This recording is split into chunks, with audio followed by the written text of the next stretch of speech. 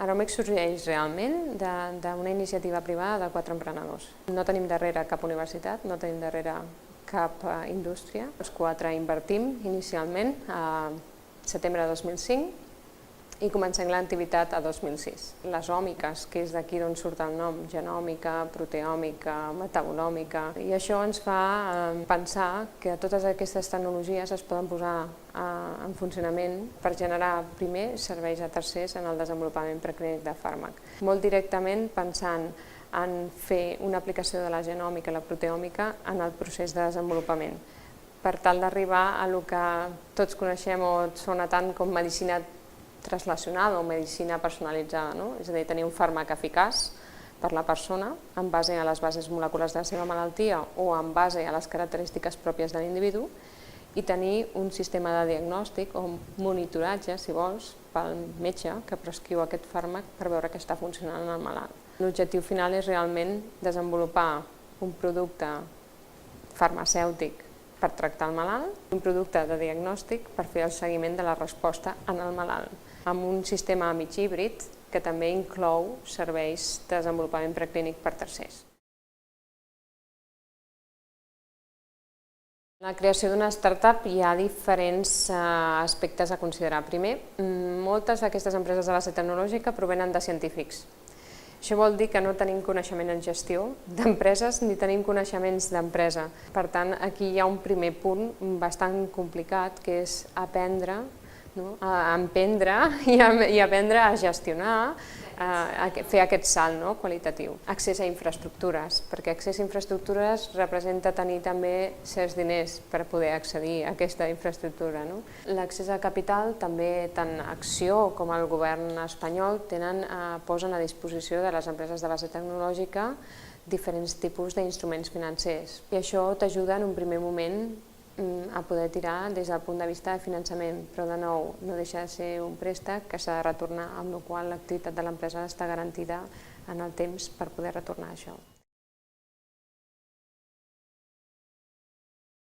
Jo diria que una cosa és tenir una idea o tenir una patent o tenir una base científica per poder crear una empresa i l'altra és quan et col·loques en el mercat, si això et dona realment un avantatge competitiva o no versus altres empreses que també hi són. I de seguida que entres et trobes primer el client que potser no acaba de veure tan clar el que tu tens claríssim al cap. Després els competidors, perquè com et deia l'avantatge competitiu es situa ràpidament. En el cas d'Aromex nosaltres vam sortir com a serveis, el primer que vam fer va ser internacionalitzar per veure fins on podíem arribar i als 6 mesos ho vam veure clar, que ens hauríem de reconduir. Jo crec que tot el sistema empresarial és en si un conjunt, no pots separar únicament i dir ui, és que el finançament és el principal. Jo diria que hi ha altres coses al darrere que són principals. Tenir una bona idea és primordial, tenir un entorn on col·locar aquesta idea també, tenir un mercat i després també la gestió, l'equip humà és molt important. O sigui, gent que hi cregui, tingui l'empenta i li dediqui el temps. Nosaltres decidim que la millor manera per realment iniciar l'activitat és realment incorporar-nos dintre d'un parc. Llavors ens posem en contacte amb el Parc Científic de Barcelona, el que ens dona és, com et deia, accés a infraestructures, ens col·loca a prop de la universitat on està la tecnologia i la creació de coneixement que podem aprofitar i també ens col·loca al costat de certes plataformes o serveis que té el propi parc per donar a les empreses i que donen suport realment a l'activitat. Hi ha altres parcs a Catalunya, com per exemple el Parc de Recerca Biomèdica que està allotjat al costat de l'Hospital del Mar, que és un parc molt més centrat en la recerca, tot de moment, perquè efectivament d'aquí també es poden desprendre tecnologies. Després tindries el Biopol, per exemple el model Biopol, que sorgeix al costat d'un entorn hospitalari, que és una cosa força interessant, donat que en el desenvolupament de fàrmac en un moment o altre, no només en el desenvolupament de fàrmac, sinó també en el desenvolupament de diagnòstic per metges, per intentar solucionar problemes, necessitats clíniques concretes, és molt adient tenir al costat la recerca que prové directament d'un hospital, perquè els hospitals universitaris també generen molt de coneixement clínic que pot ser fàcilment exportable a una idea que pugui crear o donar lloc a una empresa. Les universitats catalanes i les espanyoles som un referent mundial.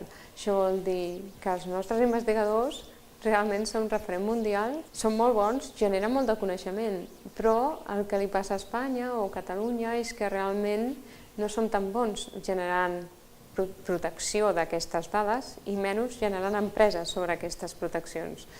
Això és una mica el que en aquests 10 anys s'ha volgut fer i jo crec que hem donat una embranzida, encara queda bastant per fer de recorregut, perquè són empreses evidentment de risc i el retorn és una mica incert. Però cada vegada més jo crec que el món, en específic el món mèdic, requereix realment de no només un coneixement. Ara m'has generat el coneixement i saps que el càncer es produeix perquè tens una alteració a la via la tirosinquinasa, molt bé, això com m'ho cures? Perquè és el que et diria un pacient, i tu diries, vale, doncs donant-te aquest fàrmac. Una mica crec que el coneixement que surt tant de l'entorn biomèdic o biofarmacèutic en aquest sentit va a solucionar problemes molt específics i concrets que existeixen a la societat. I això al final genera coneixement, genera creació de valor, genera llocs de feina, genera un retorn. Llavors aquesta cadena de valor té diverses parts, generar, produir, vendre, distribuir, i aquí també s'hi lliga tecnologia d'informació al final, perquè el fet que puguis connectar 25 hospitals en xarxa, al final el que fa és que tots ells puguin compartir informació. Tu em deies, anirem cap a aquest sistema? Jo crec que és obvi.